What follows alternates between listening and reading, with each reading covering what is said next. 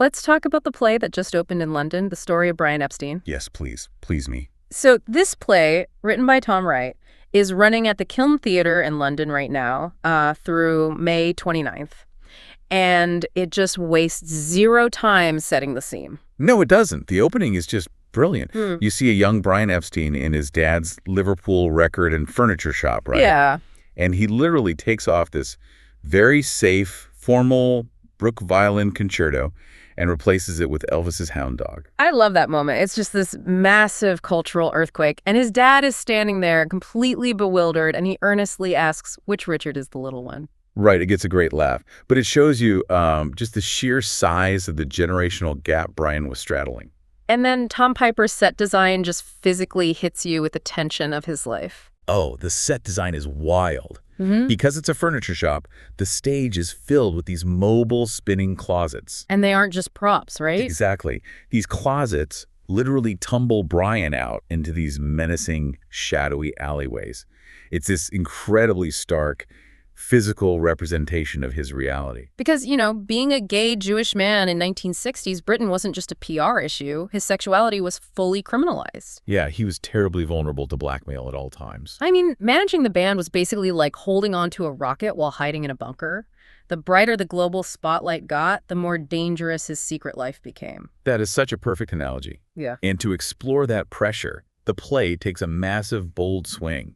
It completely excludes Paul, George, and Ringo as speaking characters. Right, entirely. Entirely. The entire emotional architecture rests solely on Brian and John Lennon. So let me play devil's advocate here for a second. By compressing all that history into a little over 2 hours and focusing just on John, doesn't it risk turning this into a super narrow docudrama? Well, you might think so, but it actually works beautifully.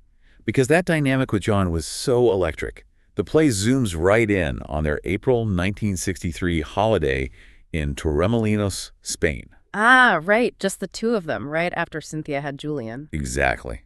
John is kind of fleeing fatherhood, and Brian gets this isolated time with him. Mm-hmm. And the fallout from that trip tells you everything. Oh, you mean at Paul's 21st birthday party? Yes. Bob Wooler makes this insinuating joke about the trip, and John's reaction is shockingly violent. He beats him severely. It's just terrifying. It is. And Noah Ritter, making his stage debut as Lennon, just nails it.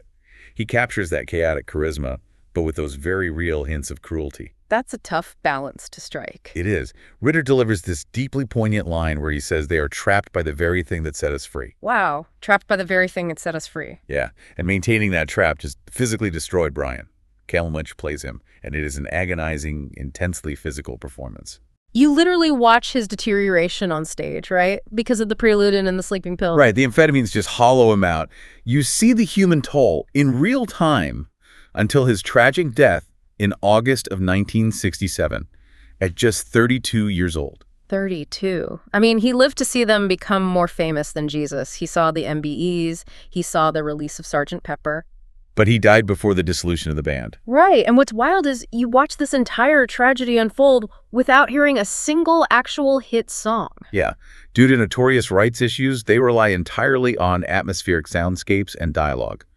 You might hear the distant rhythm of a bass guitar, but no actual hits. I know people might think that's a flaw, but I actually think it's a huge creative gift in disguise. Oh, how so?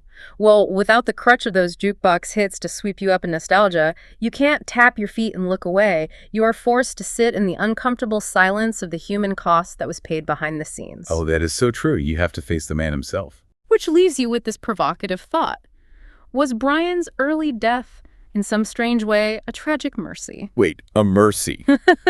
Yeah, I mean, it spared him the absolute heartbreak of watching the band he built tear itself apart. Wow. He never had to watch the dream fracture. Well, thanks for joining us today. Whenever you feel like knowing more about the Beatles, visit us at BeatlesRewind.com. It's the Beatles, all day, every day, 8 days a week. Cass will do it again tomorrow. Right.